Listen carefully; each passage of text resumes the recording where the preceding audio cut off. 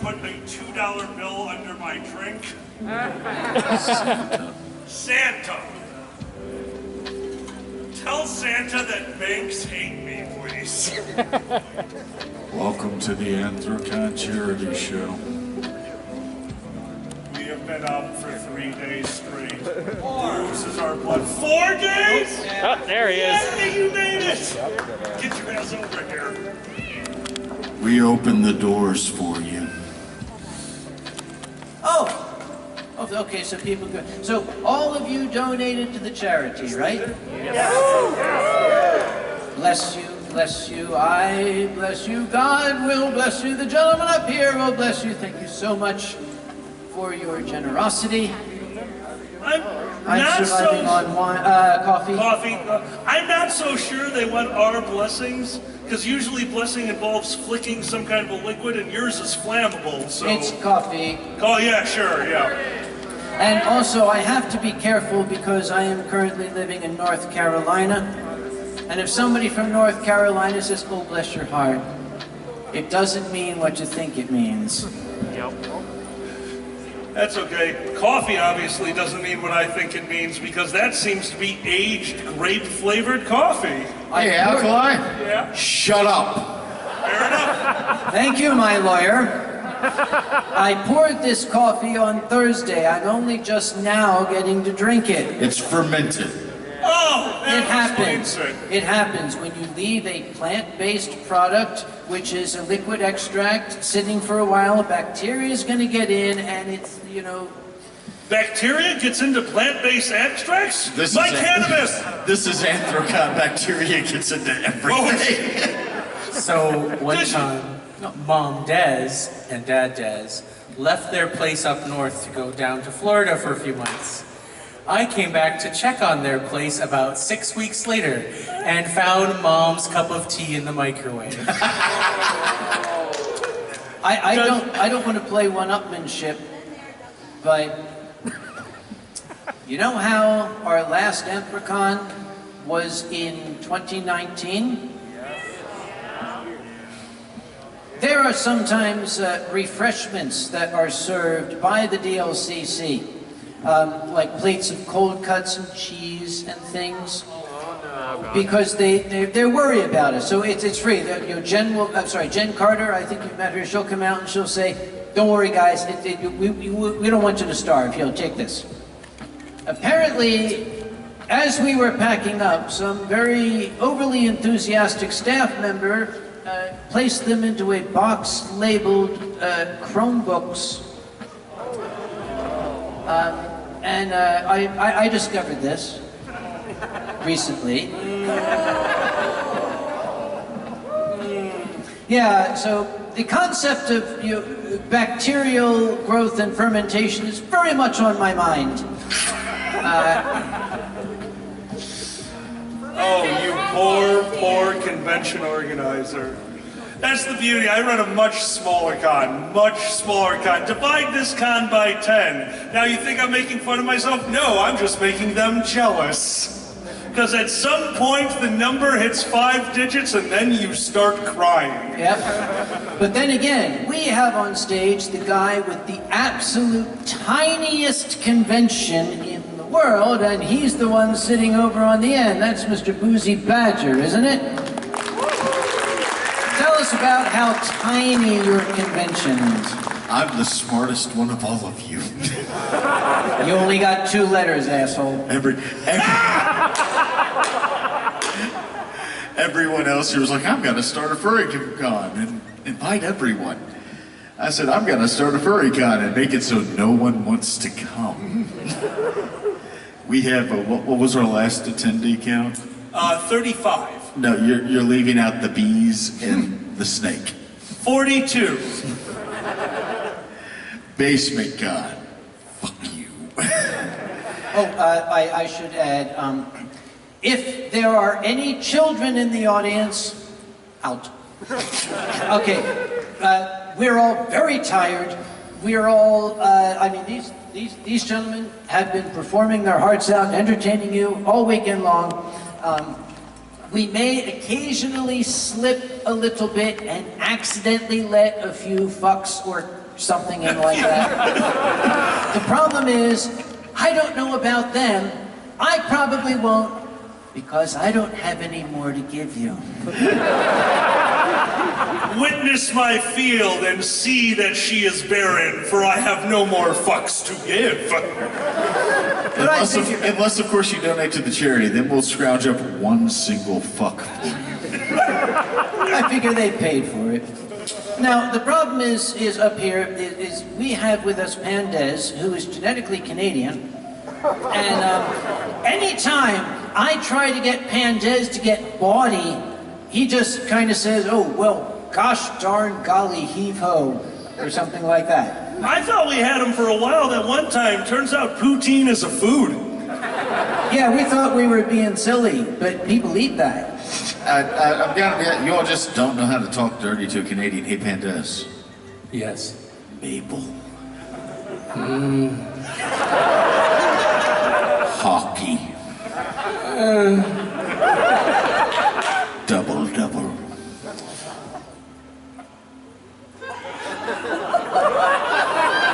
Ooh, let me try one. Trudeau. But is it Trudeau? Trudeau or not Trudeau? That is the question. Consumption be done of this. But see, that's not fair. That works for every region. Watch this one. Hey, Uncle Kage. Yes, Alkali? Scrapple. Oh, that was a dirty trick. I wasn't ready for that one. That was Yeah, the skinniest guy at the table is orgasming over food. From the bottom of my heart, screw you. no, Scrapple is... I'm not sure we can define scrapple as food. I'm just going to be... Scrapple is a food-like product that comes from Philadelphia. Apparently somebody threw a pig into the Schuylkill River and it rotted, and apparently some homeless guy tasted it and said, you know, this ain't so bad. That's where Scrapple comes from. They made this for me when I came to visit them once. And I don't mean like they had a meal. I mean, I walked into their condo, they put out a flat griddle in the living room. You know, the safest place for a flat griddle. They took a giant-ass knife and took a brick, what I thought was just a normal brick and mortar brick, and started shaving pieces of what they claimed to be meat off of it, throwing it onto the griddle. Now meat hitting the griddle, a sizzle, a pop, it had all that, but then it started moving. The thing is so solid that the air underneath it while cooking was making it jump and kind of do the worm across the plate, and I've never been more hungry. It is sexy. It is. It smells amazing, it looks amazing, and it damaged Uncle Kage because you can't get close enough to this shit to flip it because it is just a volcano of nonsense. All over their head, like, I hope you enjoy this. Ah! Like, I'm enjoying it now. Scrapple is the devil's spam. Yes. I love it. I went to visit Uncle Kage and he said, I have a special treat for you, my boy. And brought out Scrapple and said, you'll know what this is. And I'm going, I live in Philly. I'm not from Philly. I don't know what unholy bargain you made to get Scrapple in North Carolina, but undo it. I went down again this year, and Grandma Kage, bless her heart. Watch what you say to my mom. No, that was the good bless your heart. Grandma Kage, bless her heart, said, I'm going to make breakfast. And you know what Grandma Kage brought out for the person that she knew was from the South? Sausage, like a civilized human being, you monster. I want to back up a moment. Were you attempting to impersonate me just now? That is exactly what you... That is bullshit. I do not sound like that, my boy. I agree. He does not sound like that. Yes, of course not. Not at all.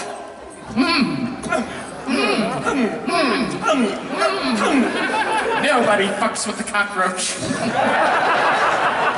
That's why I'm so lonely. All right, that's it. Ladies and gentlemen, I'm a gigantic, gangly Judas guy with a hat, and I work in the industry, and the hat's too big, but I'm gonna make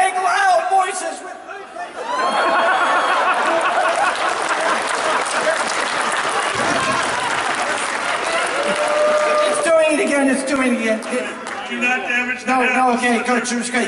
No, slowly, wait, we got some lube, we need lube, we need lube.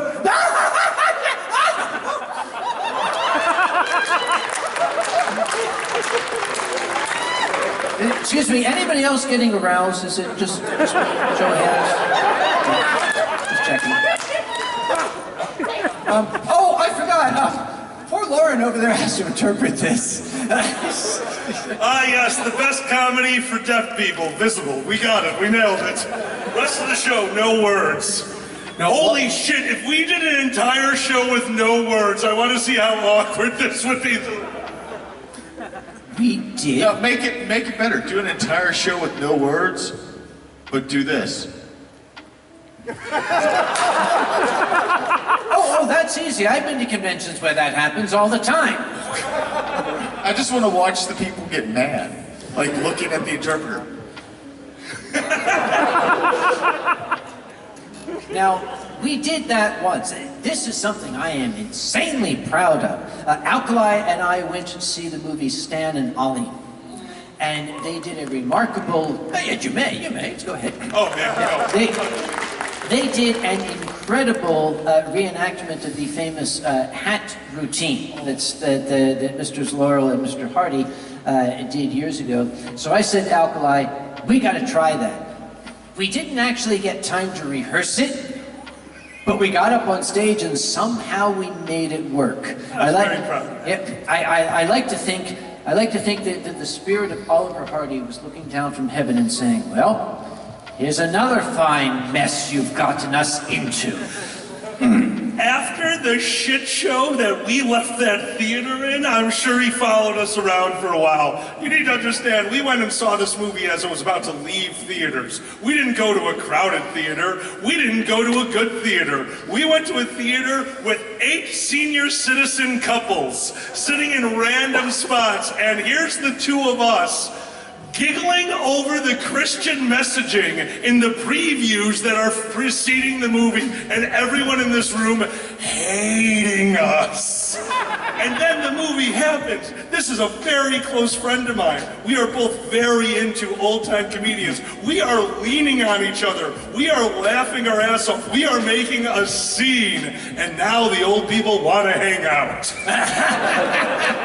I think 2 of them just started to slowly move closer to us to hear our conversation, because the movie is good, but we're weird, and sometimes that's what you're looking for.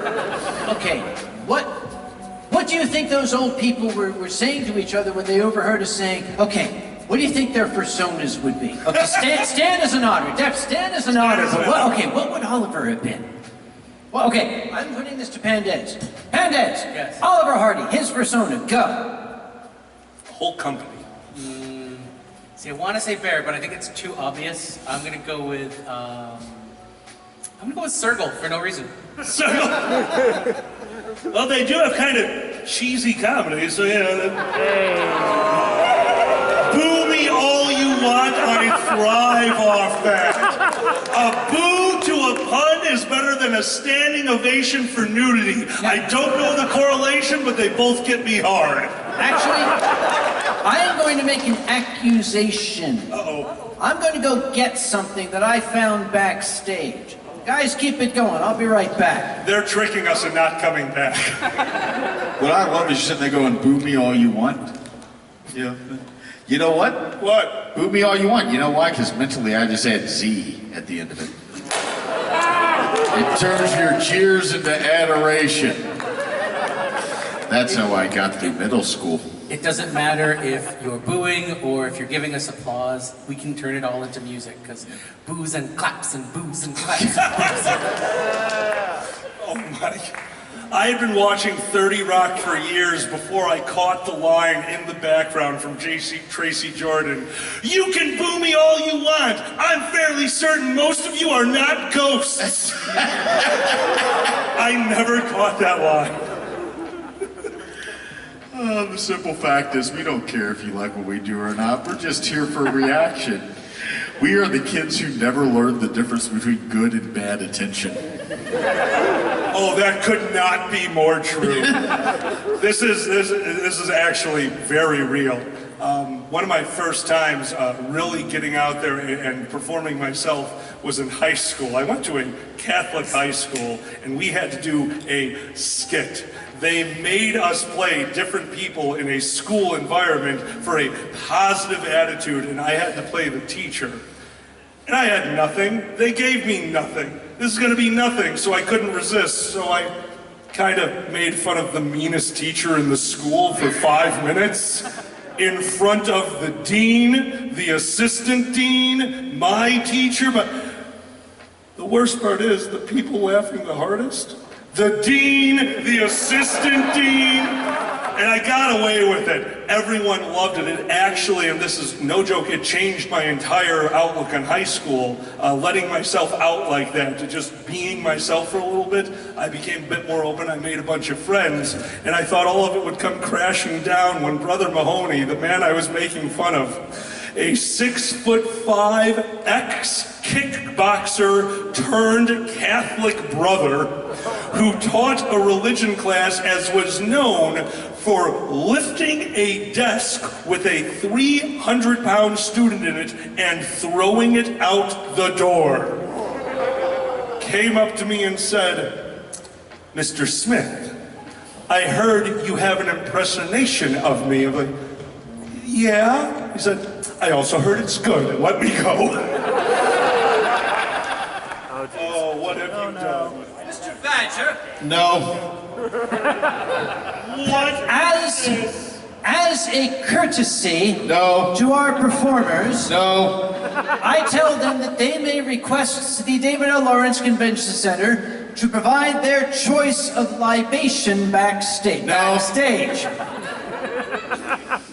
Are you at all involved with this? It appears to be Old Soul Belgian style ale. For that matter, what the actual fuck is this about? And when am I going to be getting the bill? What is this? This is backstage. It's all got a badger on it, and there's only one goddamn badger up here, kid. So tell me, who's responsible? I feel like Look at giving this me. shit! Look at this shit! I feel that giving me access to the expense account was your problem, not mine. Trust me, it was all essential materials. I've seen your security logs. You too can own a Boozy Badger autographed Old Soul booze container for only how much? Yes, how much? How much for you to autograph and give it to them? Have you gotten the bill yet? Just give us some money, he'll order. This portion of the charity show is brought to you by Old Soul Belgian Style Ale. It is By- not. We have to have a sponsorship agreement to imply that. Please do not create more work for me. That's right, Old Soul Badger Ale with the tastes of badger, possum, goose, and Luther. Oh, it does say that. Oh my God. Right there. Badger, possum. Yeah. No, that's grouse. Grouse. Oh, my apologies. Badger, possum, grouse. Okay. And Luther. So badger, possum, grouse, all animals, and Luther. I don't know who the fuck Luther is, but he has the most bitching party at the con right now. He's got us. Okay, can we get back to the topic at hand? What the hell is this doing backstage? Oh, I found it. I know why. Why? It's fruity. It's also expressive. It belongs here. So what do you have to say for yourself? Hi. This portion of the charity show is brought to you by Old Soul, etc., etc., etc. So where were we? I don't know.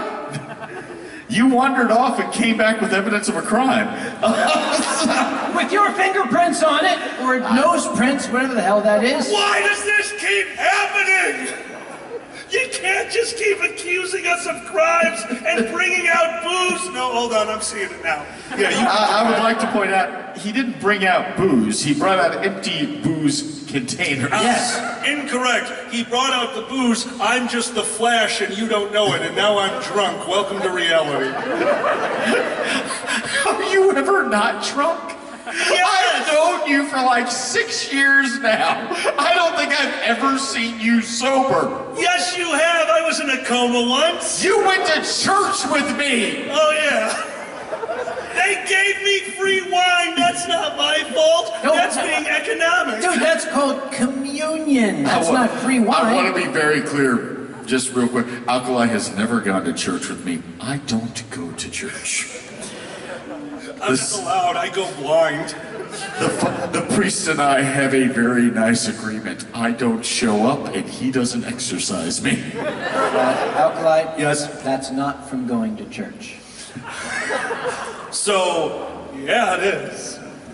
I used to do a silent retreat. It was actually a wonderful way to just spend some time with myself. A friend of mine introduced me to it.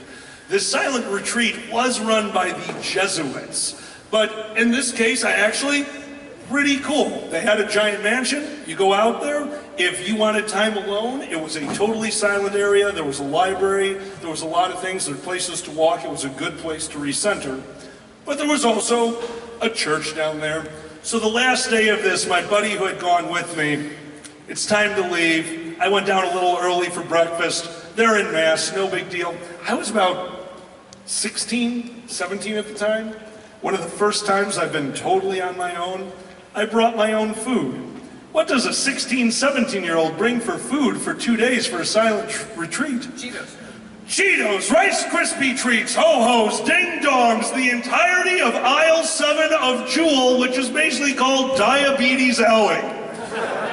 I consumed so much harmful nonsense that while sitting in the church waiting for breakfast, it was time to genuflect. I knelt down, I started to get a headache, I got very dizzy, and my vision shut down. I went blind while sitting in church, and my buddy, who's now leaving, walks past with his father, and they go, "Did you see Dan? They're really into it. I think they finally turned a corner." And John, without missing a beat, like, "He'll still suck dick, don't worry about it." I love the fact that in this story there is an implied outcome where in an alternate universe, Alkali is Brother Alkali of the St. Parent Monastery. That is a horrific universe, because monks make beer and I'm an alcoholic. Can you imagine a 100% alcohol beer? I can ever beer. So, as a point of curiosity, Boozy, Yes. if somebody was to ask you to autograph one of these Yes. after the show, Yes. would you? Yes. For charity? Yes. And what would you be willing to pay? 50? 50? 100. Well, okay. Motherfuckers, if you all are paying $100 for me to autograph a empty beer container, For charity. number one, you need to make better life choices. All right. When the show is done, I'd like to invite my very, very good but only 2-lettered colleague here to, if anybody would like, outside, you've got $50 on you, he'll autograph one of these for you. We got plenty, but that's after the show. For right now, I would like to ask Pandez, does a good pharmacist validate parking? Well, I would hope that there's not a charge for parking to access healthcare, but this is the U.S. healthcare system, so it wouldn't surprise me. What I loved was you said, does a good pharmacist validate parking? And Pandez immediately said, well, I would hope. Which I had to stop myself because I was going, we have to find a good pharmacist to ask. Also, are we talking legitimate pharmacist or pharmacist? Legitimate pharmacist! Wait a minute, it suddenly occurred to me. You're a Canadian pharmacist. You're one of those guys on the internet, aren't you? So, technically, I'm still Canadian. I do practice in Michigan, in the States. I have to renew a work permit every 3 years, which is interesting and was very intriguing during COVID to renew my work permit when we weren't supposed to be crossing the border. I love your response. Technically, I'm still Canadian. No, motherfucker, where you were born does not change. On the technicality. You're not technically still Canadian. You're Canadian. So if somebody applies for U.S. citizenship who used to be Canadian, are they then American? Do Are you they have to Canadian? surrender your Canadian citizenship? I don't know. You're the You lawyer. do not. You do not have to surrender your Canadian citizenship. So I could be a Camerican. American? Yes. Yes, you could. Life goals. Life goals. I love, Canada had the best first impression on me. I used to go there for Nero Canada, a LARPing game that was once every 3 weeks from NIU. It was a 9-hour drive. And the very first time we did it, we get over the Canadian border, and there was a war in full swing, and right over there was a billboard. 4 Canadian soldiers killed in Afghanistan, and right underneath it, in giant block letter graffiti, entire Canadian army wiped out. I love that country. There was, no shit, years and years ago, there was an oil embargo. And I was in a coffee shop one night, and somebody said, oh, read this news article. We looked at it. This was, the internet was fairly new. We looked at it. And on the screen was Canadian Navy stops Iranian oil freighter. And everybody goes, oh, and I go, yeah, who the fuck gave Canada a Navy? God damn it. Okay, It's just a bunch of the soldiers riding dolphins. Canada, okay, the Maritimes, not much of Canada has really a passable port. Does it operate out of Newfoundland? They have no passable port. What do you do for wine? The St. Lawrence Seaway can take you from the Atlantic all the way to Chicago. But you have to pay a toll. Yeah, but you have to go to Chicago. I mean, What's wrong with Chicago? How much time do you have? Damn it! I enjoy hot dogs with ketchup. You monster! I like all of my voters alive. Now that's just wishful thinking. Chicago is an amazing place. We have some of the best air quality. The only thing that's in our air is oxygen and bullets. It's amazing. You just gotta kind of duck and weave. Remember, serpentine. And if you wonder what that is, that's how most Chicagoans drive. It's just this shit. Okay, nobody on this stage is really old enough to remember, but I still recall a phrase they used to use, if you smell gunpowder, you're in Cicero. So I live a block off Cicero, and I will have you know that my air quality is wonderful. My gas overshadows everything. Don't worry about us. I'll have you know the air quality in my neighborhood is wonderful. I'm going, how the fuck do you know? I've been to your house. There's just a cloud of weed smoke constantly around your head.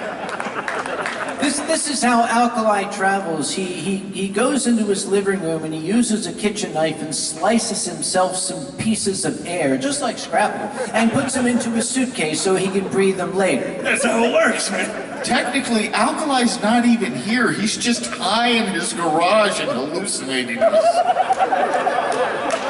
So my neighbors once did get me. They were coming over to tell me that my garage was on fire. It turned out we were just done for the night and finally stopped hotboxing ourselves. So it's just a cloud coming out under the door. And then he wanted to hang out. So, Mr. Pandez, Yes. you come from a country where this whole marijuana stuff appears to be legal. Have you any comments on this? I'm of the opinion that what people do in the privacy of their own home, if it doesn't harm anyone else, should be legal. There should be nothing illegal about that in any of the states, and they should tax it like any other business. Pandez for president! The President, thank you.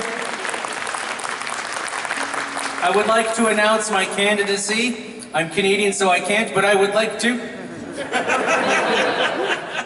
Oh, now you admit you're Canadian. Sorry. That works. Proof. Yep. Oh. I think the greatest thing I ever saw, some of the crew and I, when we were here in Pittsburgh to do some out of the season work, we were drunk and we were visiting a hotel, and we all gathered in my room, which had a big screen TV. So we decided we were going to spend the evening entertaining ourselves with Russian dashcam videos. Well, after a while, they just got kind of repetitive. We could identify. There's like 4 Russian dashcam videos. There's the bad left turn. There's the running the red light. There's the person who doesn't understand the crosswalk, the pedestrian crosswalk. And then there's the what the hell. How is that vehicle suddenly in the road? So we got bored with that. So we said, Ronnie was there. And we said, hey, let's look up Canadian dashcam videos. Now, I absolutely swear on my mother's grave that we saw this happen. This Canadian dashcam video, the guy's driving along and the light turns green for him and he starts forward, hits the brake and a car runs the red, vroom, right in front of him. And you can hear the guy say, "You fucking asshole, sorry."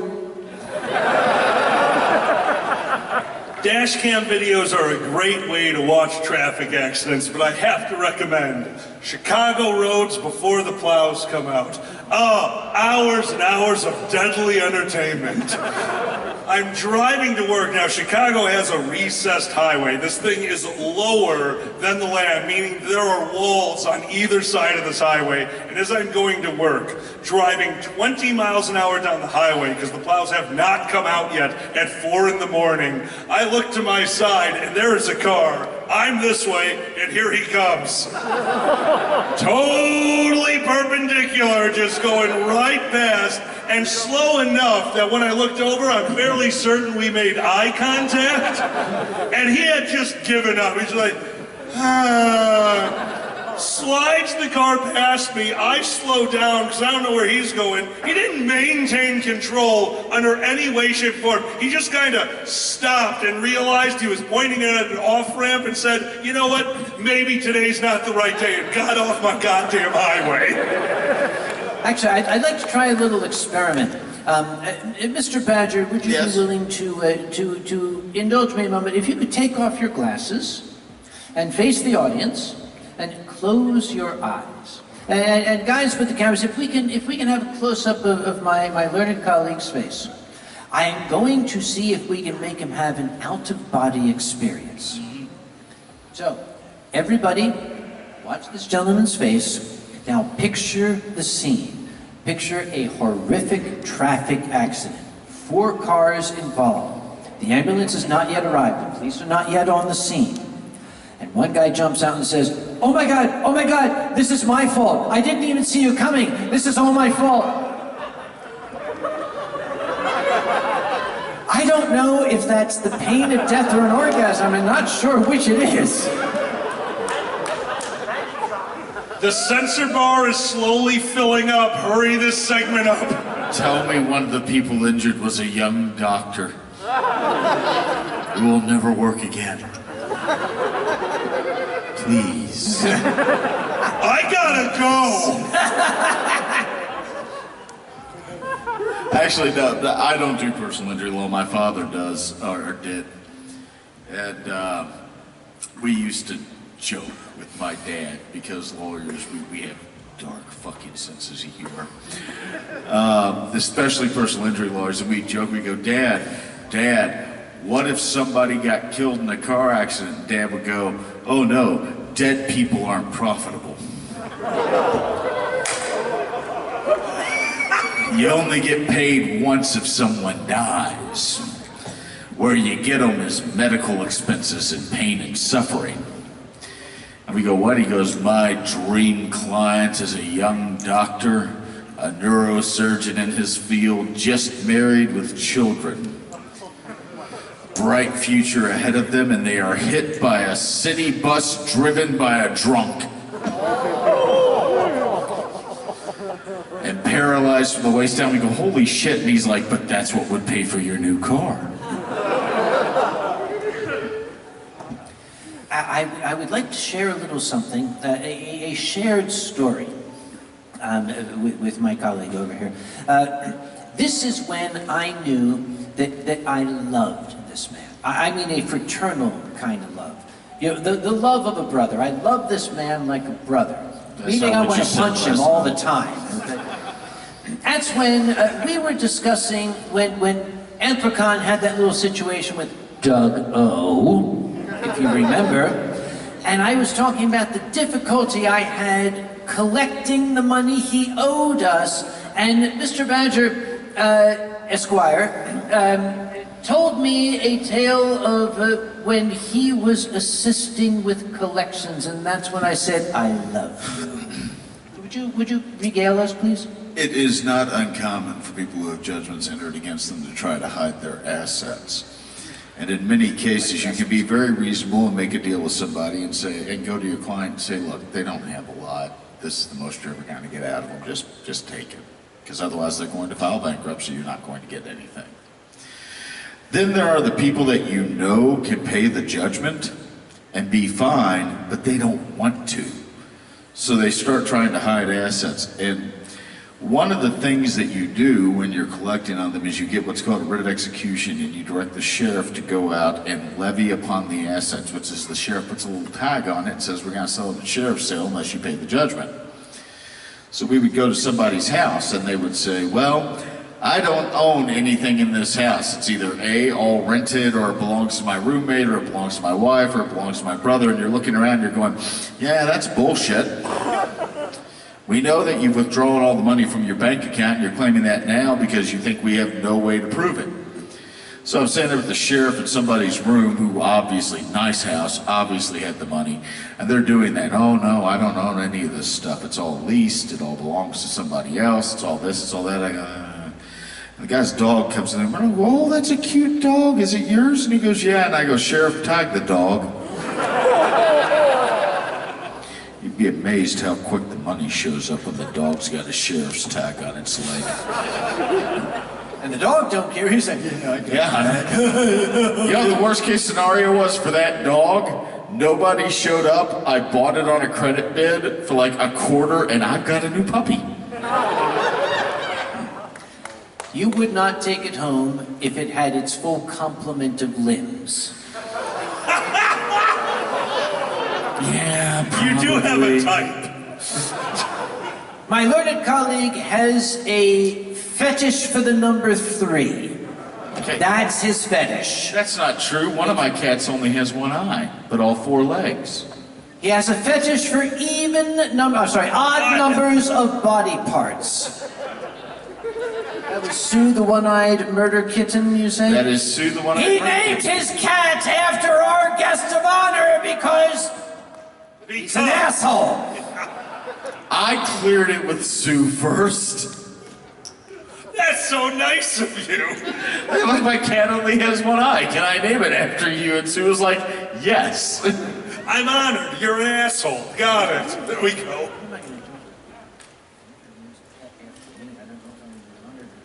If Boozy names a pet after you, that pet will have 2 eyes. Now it's your turn to lose something, and I think we all know what it is. Too late. It's amazing, because I just got our male cat neutered and I renamed him Kage. So, Okay, I'm 57 years old. It's gonna happen to all of you. All of them are going to get neutered?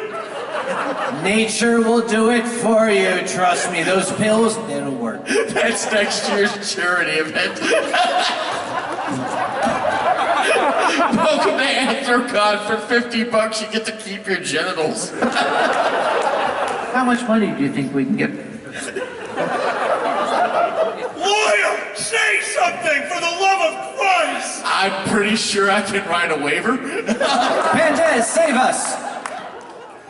Remember to get your friends spayed or neutered. That raises an interesting question. You know that there has been a child conceived at this convention by now. How many years has AnthroCon been running? Hang on. There is probably somebody in the audience who can legally drink in the Commonwealth of Pennsylvania who was conceived at AnthroCon. And how long has AnthroCon been running, though? This is our 25th year. And how long have you been chairman? 24. Okay, so if you are 23 or younger, There is a fair chance that Uncle Kage was present at your conception. Outside the window, watching, always watching, and taking notes so that he might remember his own halcyon youth. See, you're making some great assumptions about the way that they're doing it. Actually, we don't have to make assumptions. He can tell us, Kage. I can tell you because I get the reports from the security at the Federated Tower, which is immediately opposite the Westin. Close your fucking curtains, please! Do no such thing. I'm lonely and enjoy the printed word. Okay, I can take you back through time, through history. The reports we get from the Federated Tower security, to AnthroCon security, it's happening again. It's happening. This time on the 18th floor. That's when we go to each door. Okay, do door.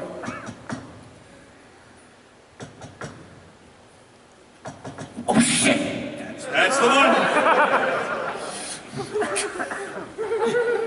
Pandez, save us! You get better reports than I get. So let me pull this up. This was an actual day. I just found this out literally a couple weeks ago. So back in 2015 or 14, I want to say, AnthroCon had a convention that had a group of softball moms, like their kids were going to play in like the Little League World Championships. And there was some minor things that happened that I found out about. And then last week we were talking about the softball kids, and one of my staff members says, and I quote, "I'll never forget the two softball moms walking out of the swingers party in nothing but bras and panties, each carrying an empty fifth of New Amsterdam vodka, walking past us into the courtyard and going for a swim in the fountain with the fire features. It was forever burned into my memory." To which I replied, "How am I just now finding out about this? It has been 7 years. I was the chair." And security replied, "'Cause we did our job right." Okay, I want to hear it from security right now. We all get that. But yes, folks, thank you so much for letting us know after the fact.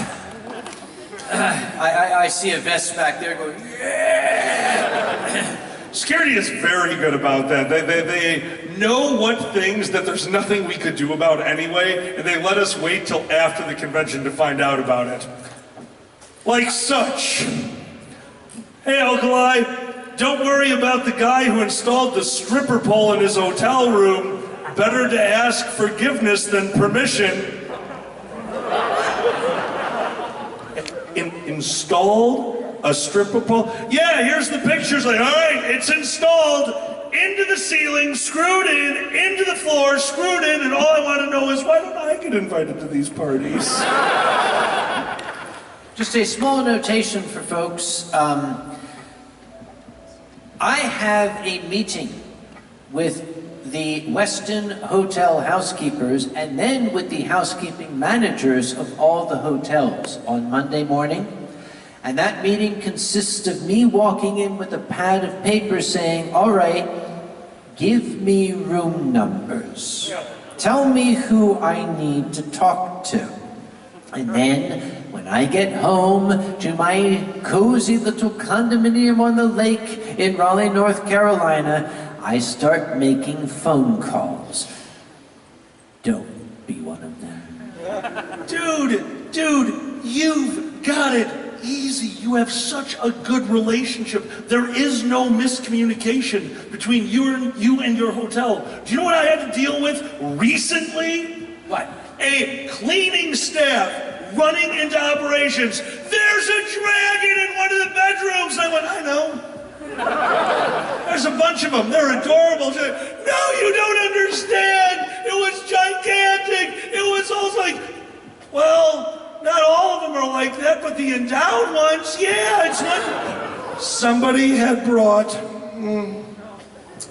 their service animal, a 6-foot-long lizard, and left it out and exposed in their room.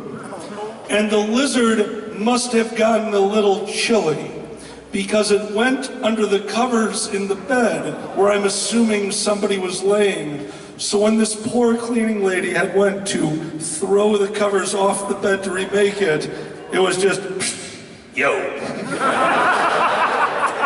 And she screamed, and she ran, and to this day, the very first thing she said, "A dragon!" I actually said to her, "Yeah, that's normal." She was not happy. I got nothing. Yeah, okay. No, I got something. Yes, I what? got something. It was not a service animal. Service animal has a distinct legal definition. Please tell us. The only two legally recognized service animals under the ADA are dogs and miniature horses. I want to emphasize miniature horses. All other animals, which may or may not be recognized under applicable state laws, are classified as support animals. Boozy, you are one of the smartest people I know, and you just told an entire room of furries that they can bring their pet horse to AnthroCon. No, their pet miniature horse to AnthroCon. Yes, it must be, it can be no taller than 18 inches. Now that is not to say, by the way, that animals other than miniature horses and dogs may not be recognized as valid support animals under law. Every state has different laws regarding this. You have to actually check your state's laws to determine whether or not that animal is or is not a legally recognized support animal subject to ADA-like protections. But service animal has a distinct definition under federal law, and it can only be a dog or a miniature horse. Excuse, I feel necessary to point out this point. Mr. Badger is a lawyer, but he is not your lawyer. Unless you have an established attorney-client relationship with him, any advice that he gives is intended for information. That's not advice, that's just a statement. I'm sorry. I am doing the same service Wikipedia provides, except somebody called Puss Smasher 69 can't edit it later. Pandez, save us! Sorry. Like, I want to keep you on retainer. Fuck this lawyer shit. Who are you? This is my Canadian. What's he do? Canadian. Pandez, show him what you do. Sorry. Oh. You don't want me to whip out the double-double. That means I say sorry twice. It's true. Is it a double-double dark? Light roast. The double dark is when he says sorry twice, but during sex. With the lights out? You expect me to be able to say sorry twice in the length of time it takes me to have sex? That is a very long length of time. And I appreciate the fact that you think I could last 2 whole sorries. Pandez, I think you should just be flattered that I assume you've had sex. You're not rough. Anyway. Shots fired! Shots fired! No, that's the problem. No shots have been fired. Well, when they do, Pandez is gonna paint the town white. I'm assuming all this is true. I don't remember. I'm assuming this is the cause of the 1912 molasses incident. You are Canadian. I don't know biology that well, but people died. No. Did you even know about that before I showed you the video at the lake? So the worst part is, yes, because of most of my knowledge comes from The Simpsons, and they once made fun of it. Okay, I just so want technically, yes. I was going to say, if you learned about that because I made you watch a video with a singing horse puppet covered in molasses while we were at a lake house. Yep, it helped. Gave me a good working knowledge. Okay, I'm very, very curious. What do normal people do on their vacations? I don't think we know. Yeah, the front row has it right. No, I said normal people. Oh, right. Why would we know that? We are normal under certain definitions of the word normal if we throw out the dictionary. Also, fuck that word. We are what we want to be. We're furries. We win. Based on what I've seen at Disney World, prepare for their divorce trial while wearing mouse ears on Main Street. Disney. What the fuck do you mean you bought $80 fudge? Disney World has the reputation among my group of friends as being the reason that my two straight friends will never have children. They went to Disney World on their honeymoon, and within 5 minutes, my buddy John the Human, at the top of his lungs, screamed out, "Fucking strollers inside of Space Mountain." And from that day forward, he looked at us like, "We are never having kids." And she goes, "Fine." And that was the end of the discussion. Disney is the best birth control. I took my kids years ago to Disney World. I haven't actually taken them again. Have you looked at the fucking price of Disney World? Jesus Christ. Yes. Like, at that point, when I took them, I only had one child old enough to appreciate it. The other ones were free. So we went to Disney World, and I bought the tickets, and you're waiting to get on, like, the tram or the ferry boat over to the park. And we get over there, and it's me and one other dad, and we had just paid. And we had the look on our face of... And he looks at me, and I look at him, and he goes, "Those prices." And I go, "Fucking right." He goes, "It's a magical experience." I go, "Yeah. You know, the only way it could have been more magical was if Mickey held me back while Donald gut punched me and Goofy took my wallet." Better be careful. They gotta put me in Disney jail. You know, "Oh, it's bread and water for you. Bread's $50, water's $80. It'll be charged to your magic band, huh?" Holy shit, you can paint a picture. We picked his pocket even. Tweedledum and Tweedle bankruptcy lawyer. You said 5 o'clock. I think it's time. It is time, but It's we're time going to now. do something. We're going to do something a little different, if you don't mind. So we did this last night at Convention War Stories. You weren't there, and Pandez, you were in the audience, so you had a bit of time to prepare. You're going first.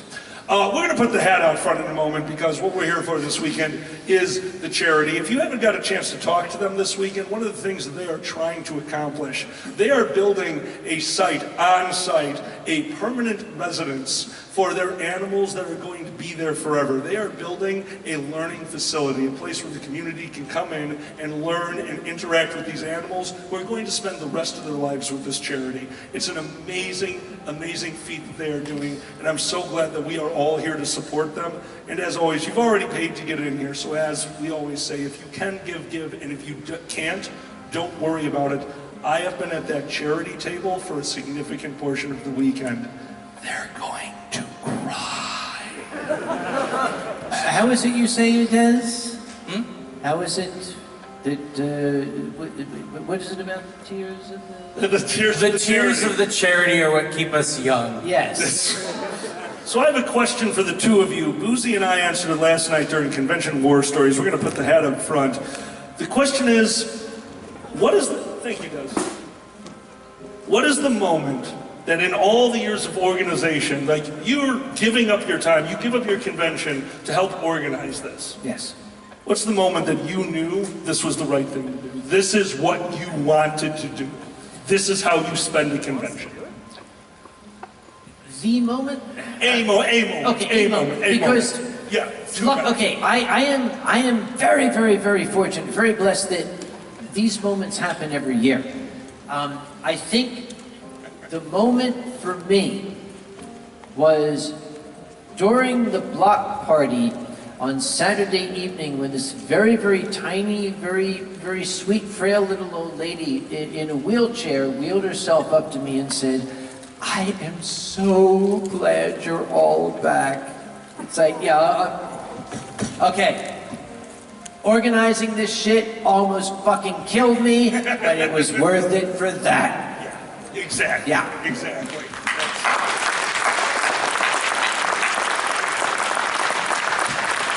What about you? Pandez's turn. I did mine. Oh, Des is back. Hi. Fur, fucking stop, man. I've watched him. He keeps dropping money and taking 4 steps, opening his wallet, looking in, taking out more money, and dropping it. All at once, please. Don't you want more money? You can put it in at one time. That's what she said. Pandez, save us! So one Sunday of IFC, we received a handwritten letter left in operations. And I have a digital copy of it. Someone transposed it for me. And I always keep it on my phone because I always will come back to it if I ever get in a dark place, if I ever need something to bring me light. This right here. Finally home. Amidst all the places I've called home, the place with all the people I call family is the furry fandom. As I have said before, these furs are not part of a simple fandom. They belong to a wonderful family that, yes, has its share of issues, but always, from my own observation, is handled with complete respect. To my own physical family, though my own physical family doesn't always do that, I have come to see that I no longer have to feel alone, which does not happen even when I know I have my wonderful family of furries to walk and talk to for guidance. I may not ever have had anything more to contribute to these furs than a simple hug, but I do have something more, my words and my ability to put them to use. So this story, poem, or whatever you wish to call it, is to say, you have a home here and are welcome to stay. I am finally home. I dedicate this to the family of furries around the world.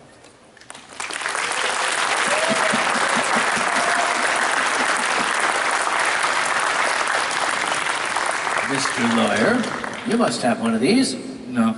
Sure you do. If you don't, I'll remember it. The most recent one is the only one that really comes to mind, and it's happened several times this weekend. To a huge extent, it has been just the joy of watching people reconnect after 2 or 3 years. And I had one last night where it was somebody who come up and was talking about how much bits and things like that have helped them. But this morning I was thinking about the Your First FurCon panel on Friday. And the room was full. It was full to overflowing. I walked in to watch it. And this gentleman got up there, and one of the first things he said is, "How many of you are here for your first AnthroCon?" And every hand went up. Followed by, "How many of you are here for your first convention?" And almost every hand went up. Followed by, "How many of you are new to the fandom?" And almost every hand went up. And the first FurryCon, the first AnthroCon, new to the fandom, there are people who in the pandemic went online and went, "What's this animal shit?" And that's their community now. That's a wonderful thing. Yeah, it is.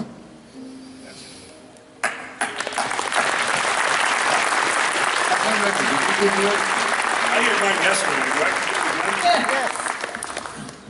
All right, this one's, if you were at War Stories last night, you know this is very not easy for me to tell. It was a few years ago. Oh, fuck, I'm already doing it. I'm gonna try. A few years ago, working with this gentleman over here, we had just finished thanks buddy. We had just finished the fursuit parade. And we were down in Hall D, where the community of Pittsburgh got to come in and actually interact with the fursuiters, and what a party. What a party. The block party now is one of the most incredible things I've ever seen, which, by the way, walking around that was hands down one of the most incredible things I've ever seen. Thank you so much for making that happen.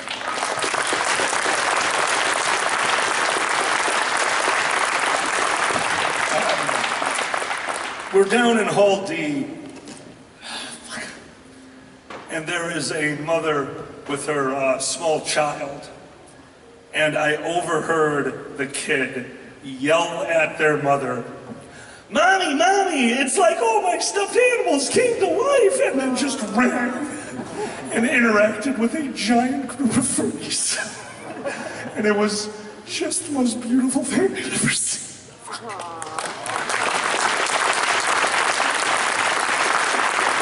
Since it seems we're doing the feels, I'm going to hijack Mr. Badger's thing. I don't know. Okay, the thing is, we were all somewhat lit up at the time. None of us can remember exactly who said it. I think it might have been QM. It was definitely my spouse. I'm nowhere near that deep. It was at. I'm about as deep as the shallow end of a rain puddle. So. All right. I was visiting Mr. Badger at his home. This is before I went to sleep with his hooker, and we were sitting in the kitchen. That's another story. We were sitting in the kitchen, and we were discussing things, and. When we were talking about furry fandom, QM said the most remarkable thing, and thank God I wrote it down. I wrote it down on like some scrap of paper that was sitting on the table. I think it was your electric bill, because I wanted to remember it. QM said, "Furry fandom is the community we never realized we had been looking for all our lives," and I think that's true. That's the first of the feels. The second, we are coming to the closing hours of AnthroCon 2022. Not done yet, but very, very soon. I think at this point, I think I can go ahead and say it. Are you all familiar with the Make-A-Wish Foundation? Yes. The Make-A-Wish Foundation is a foundation that assists families who have children who are suffering from conditions that may give them limited time to live out their dreams. And then they facilitate those dreams coming true. AnthroCon was contacted by the Make-A-Wish Foundation asking to assist a child whose wish was to go to AnthroCon. We made that happen this year.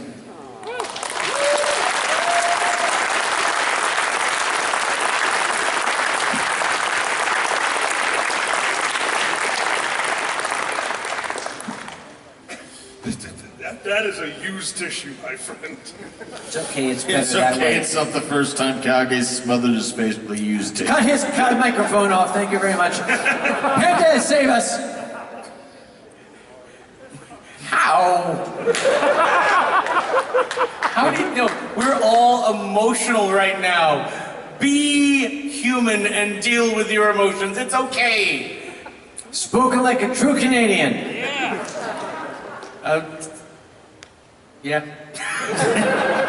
I mean, I could go a little non-Canadian for a bit if you wanted. Oh, do it. That'd be sexy, do it. Give us the non-Canadian. A little non-Canadian? Yes. Little non-Canadian? Yeah, please. Your prescription will be $87.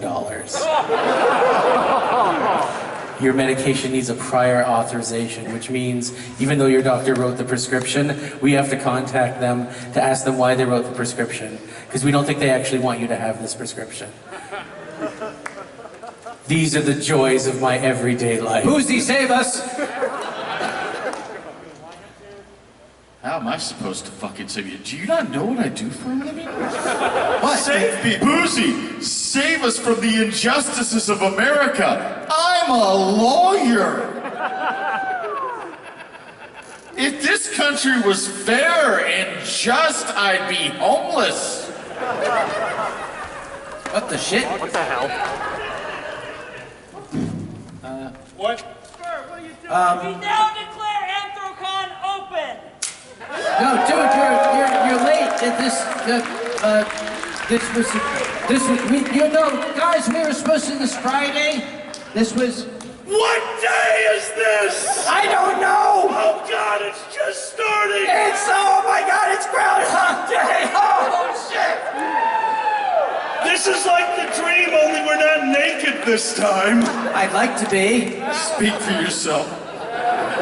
You're the only one not blocked by the table. I know. Uh-oh. So that was literally fur East Standard Time.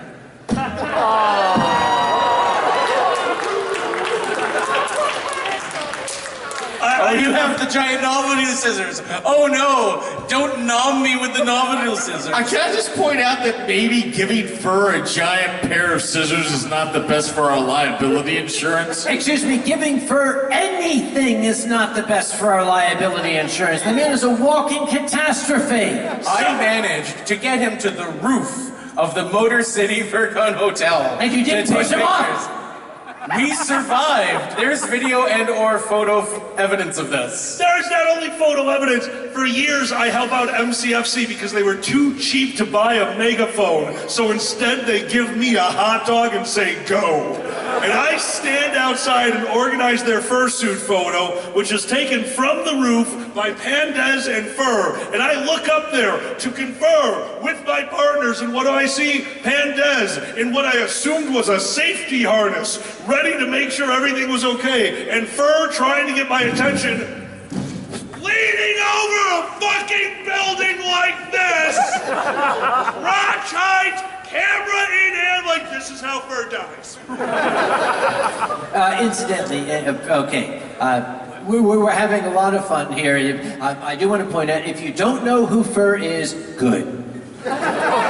If you don't know who Fur is, they have 2 Twitter accounts. Fur has their Twitter account. It is possibly one of the greatest Twitter accounts on the internet. That is not a joke. Find it, read it, have fun. There's a second Twitter account that none of us know who runs it. It is called Is Fur Injured?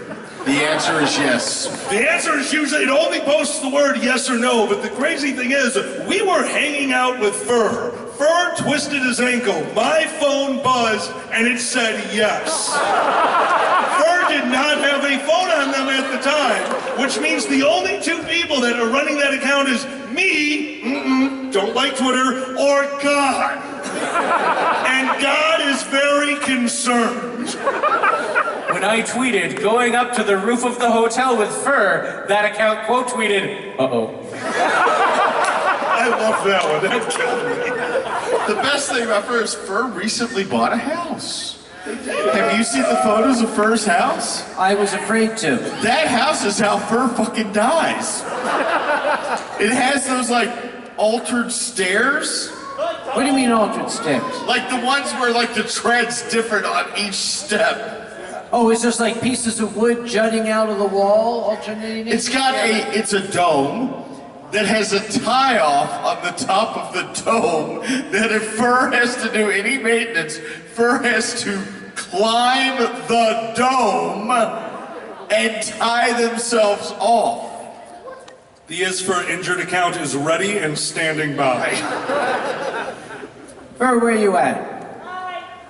Step up here in the front. Give these people a wave. Without the scissors, please. Yes, leave the scissors. Don't run with the scissors. Do not run. No running with Who scissors. sold you scissors? This is Fur, ladies and gentlemen. He will probably die in a few days, so treasure the moments we have. I'll miss you all! DJ, comedian, former guest of honor of Fur Squared. Yes, it's Fur. Friendly shout out if you've never seen Fur stuff. Next year at AnthroCon, make a point of it. I have only been to a few of the raves at conventions before. I think they're very cool. Dances. Do not use the R word at conventions. We do not have raves. I've only been to a few of the draves at conventions before. They're combined. It's friendly now. They're fucking. Genuinely, what goes on, I got to witness Fur's set, and that is impressive. It is something to see. Next year, AnthroCon, take a second, see their set. You will change your mind about draves. They're amazing. The weirdest part about Fur is Fur beat cancer.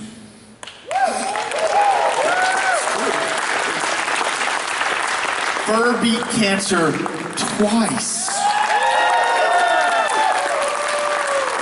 Which means it's gonna be really fucking awkward when he dies in a 3D printer accident. Look, all we know is that the next time they 3D print a coffin and decide the only way to measure it properly is to lay there for a few hours, we know how it ends. Like, cancer got into his body, looked around and went, oh no, this is dangerous.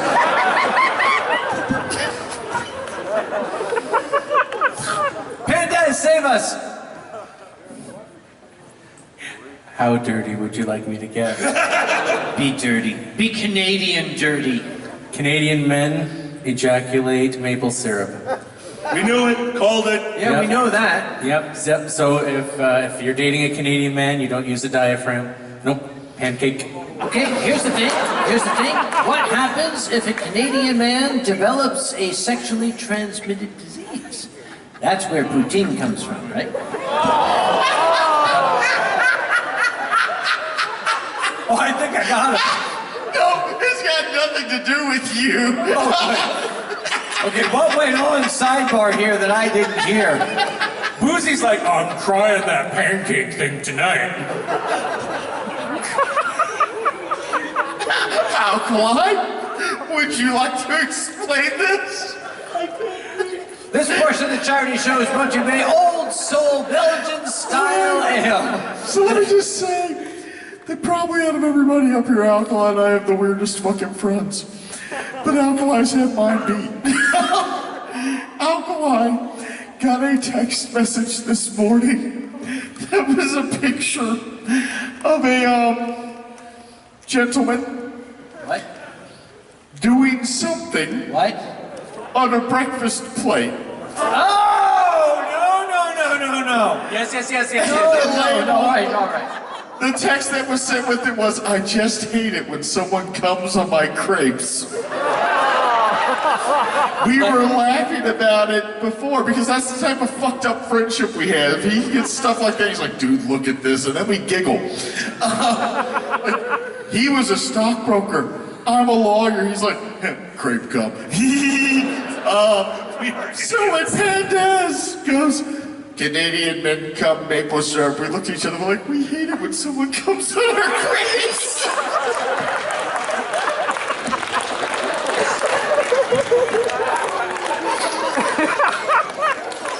That is the specialty in Quebec. I'm moving. Oh, fuck. Yeah, we're all professionals. We got a stockbroker, commodities dealer, we got a lawyer, we got a scientist, we got a pharmacist, and we're doing this shit up here. I would like to take a moment to quote a beloved and departed friend of the fandom. Many of you knew Kage years ago. I very much like to repeat something he once said, and I think all of my friends up here would agree, and I hope all of you would agree. Life is short. Be silly.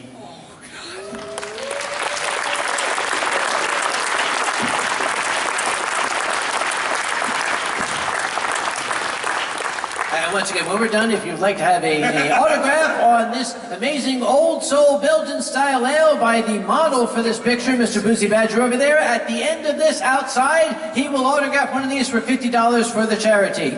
By the way, have you seen how ridiculous that thing is on the side? What? Like, What do you mean? So it's a badger with human arms, wings. I think that's a possum body. Wait, Like look at this hybrid. I didn't look at the side. Like hybrids are cool, but this Oh, one. wait. Holy See, crap. the badger, Yeah. badger, possum, the wings are the grouse. Yeah. Right? The arms, well, that's Luther. You mean like Martin Luther? Listen, I didn't name it. Okay. Lucifer? All right. I am going to rely on my lawyer to tell me when it's time to stop talking. But recently, I traveled to the German city of Magdeburg to do a little thing for Eurofurns when they had to cancel their convention, but they did something online. So I flew to Magdeburg, and it so happens that Magdeburg is the home of Martin Luther, and we were sharing the hotel with a large group of Lutherans. And they had a full-sized paper-mache effigy of Martin Luther in the lobby. And, well, they didn't guard it at night. And the Germans had a bunch of these little tea lights, you know, with the little tiny LED tea lights. That was the wrong hand motion, buddy. Sorry, the LED tea lights? Much better. Yes, they had adhesive on the back, and I discovered that you could stick these onto Martin Luther's eyes. And we created Mecha Luther. And we discovered that you could actually put a fursuit head on Mecha Luther. Well, okay, we were taking pictures and all was fun. But then I went to bed because I had quite a lot of German wine. I woke up at like 4 in the morning because of jet lag and time differences and everything. I came outside my hotel room thinking I'll take a walk, maybe that'll clear my head. The effigy was gone, but there were these dusty footprints leading from where it had been to the front of the hotel. I am not making this shit up. I have not attempted to stick tea lights to the face of a paper-mache Martin Luther since. I feel that's a really specific thing. And you'd be surprised how many times it comes up. Well, remember, Germans are very specific kinds of people. I mean, yeah, that's why they lost the damn war. But they're not here, are they? Sorry, guys, don't mean to bring it up. Are the Germans here? 9. 9? There's 9 Germans here? Verpiss dich. Hey, all 9 of you still lost the damn war. The fuck? Yep. I'm sorry, I'm not gonna know. Fuck you. That's like somebody from Alabama. You know, the Confederacy lost, but you can't mention. No, fuck you. I'm gonna tell you, you lost the war. The thing is, okay, first off, I do want to state for the record, AnthroCon and Eurofurence have the very, very closest, both professional and personal relationship. We are very, very mutually supporting. We share staff members, we help each other out. Yeah, you know what you don't share? What? Performers, asshole. Everybody here's been invited to Germany. Raise your hand.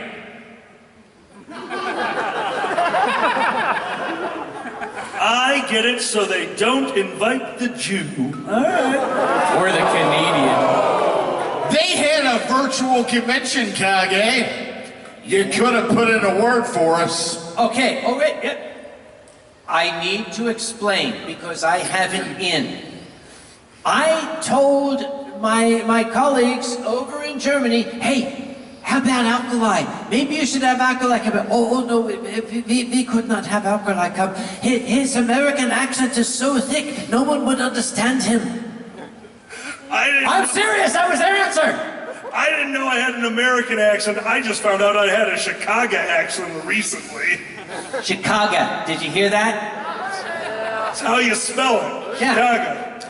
Anyway, Eurofurence has a problem with things starting on time. And this was a mystery to me. I could not figure it out. I mean, they're Germans. They're supposed to be efficient. Why is everything late? I told them that, okay, next year I run their art auction. I'm gonna start my goddamn art auction at noon. It's gonna start at noon. And if you guys aren't ready, I'm gonna start it anyway. I went in the room, it was empty, the audience was lined up outside. I got up on stage and I started auctioning phantom pieces of art. I started the damn auction, 10 minutes into it. One of the AV guys jumped up on stage and I said, excuse me, can we at least sit the audience down? And he said, not yet, the sound is not perfect. It's all clear to me now. The sound is not perfect, that's why you lost the fucking war! God! But then the next year, I was in my room.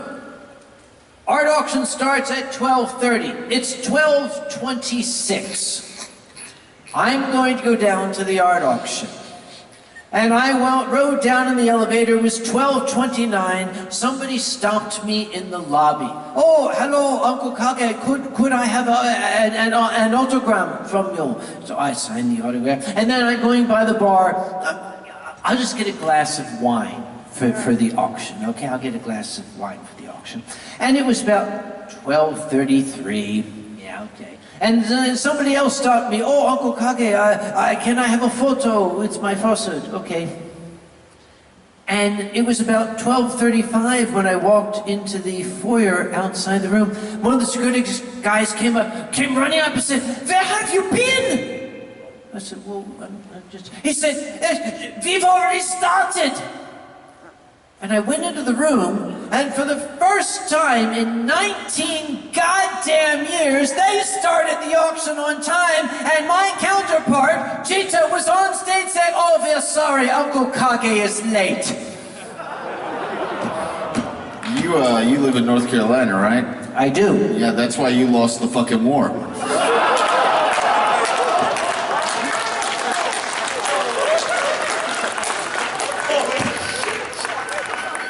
Holy shit, that's great. Pandez, save us. No.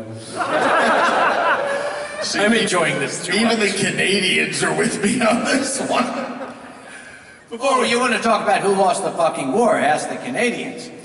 I believe you there know was what? fire damage to the White House because of Canadians. Yeah, I mean, I hate to be pedantic here, but they didn't lose that fucking war. You're right, it was a tie. No! We sued for peace. It was granted. The one battle, the one major victory we won in that war, the Battle of New Orleans, occurred after the treaty had been signed.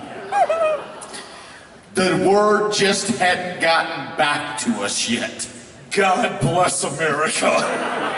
Welcome to the charity/history show.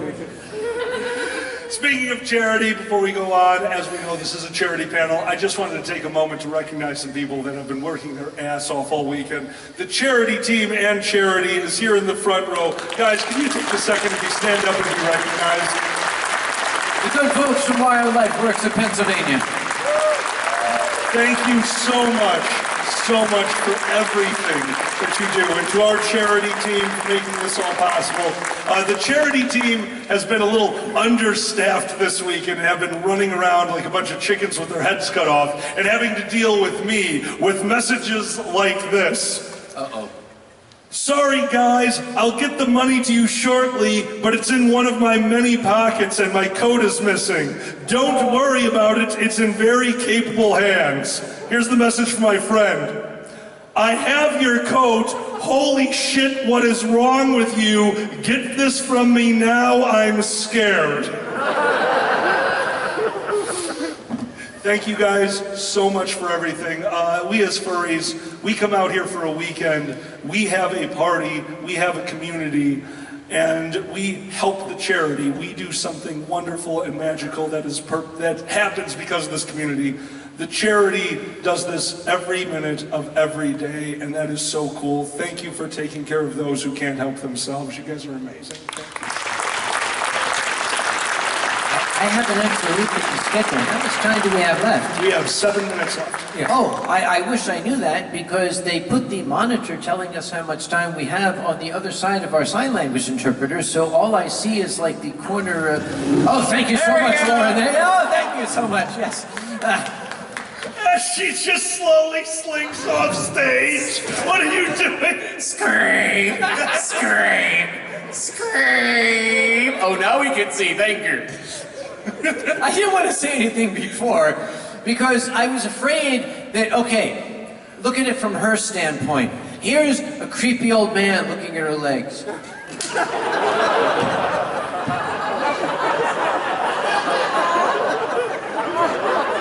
I didn't want to do that. I do that usually, but I didn't want to do it now. Remember what I said, it's been 30 goddamn years. Don't ever get old, you won't like what happens. I'm just waiting for you. Hey, you make a better sign than a window. Like, what are you... Boozy, save us! No.